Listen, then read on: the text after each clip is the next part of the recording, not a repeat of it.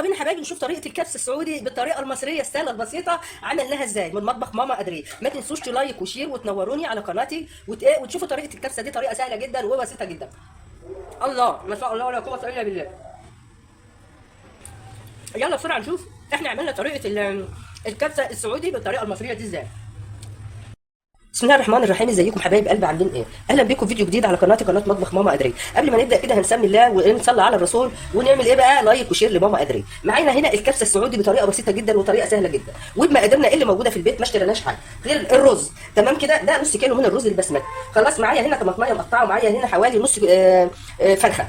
خلاص معايا بهاراتي هنا بقى فلفل كمون كزبره فلفل اسمر رشه قرفه كمان رشه جوز الطيب حبهان مطحون لورا مطحون. بس قبل بقى ما اروح على البوتاجاز ونعمل نبدا وصفتنا الجميله دي، هعمل ايه؟ احط هنا الفراخ بتاعتي كده، اتبلها حوالي 10 دقائق بس مفيش غير. اقلب بهاراتي كده بالشكل ده،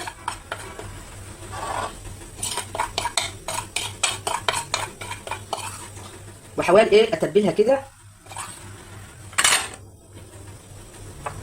واسيبها تتشرب حوالي 10 دقائق. يلا بينا بقى حبايبي نبدا الوصفه بتاعتنا. خلاص طيب معايا هنا بصله فرمها بالشكل ده كده، فرم يعني ناعم خشن مش فارغ. خلاص معايا كمان هنا معلقه كبيره من السمنه، ومعايا هنا ايه 3 4 معالق من الزيت. تمام كده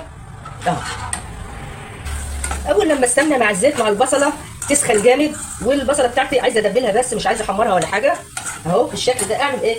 احط البهارات بتاعتي. كمان هنا شويه ملح، تحميصه خفيفه كده اهو. وبعد كده اعمل ايه؟ احط الفراخ بتاعتي.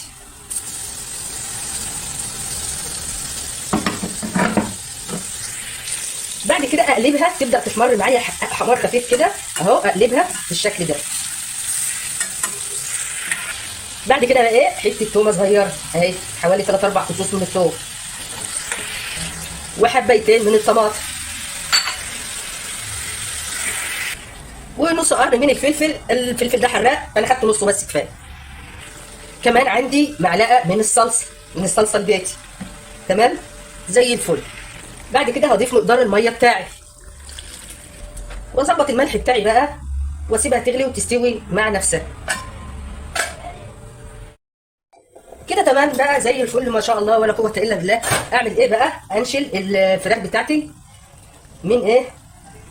من الخلطه دي. بعد كده اضيف كميه الرز بتاعتي اللي هي حوالي نص كيلو من الرز البسمتي، اللي هو انا غسلاه ونقعاه حوالي نص ساعه كده. الرز بتاعي اتشرب وبقى جميل زي الفل ما شاء الله كده. اتشرب اهو، ما عادش فيه ميه. اوطي عليه بقى اهو واسيبه يتردد براحته خالص. بينا يلا يا حبايب قلبي نشوف احلى كبسه في الدنيا ما شاء الله ولا قوه الا بالله. الله اكبر، ايه الجمال ده ما شاء الله ولا قوه الا بالله. الله اكبر. عملنا اللي نفسنا فيه بطريقتنا المصريه البسيطه السهله التحفه، جميل جدا ما شاء الله ولا قوه الا بالله. الله اكبر ما شاء الله. معلش سامحوني الصوت مش حلو شويه عشان عندي شويه برد. تمام كده. كمان الفراخ مستويه جميله. الله ما شاء الله. بألف هنا على قلوبكم.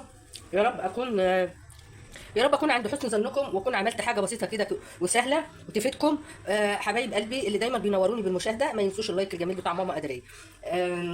احبكم في الله. السلام عليكم ورحمه الله وبركاته.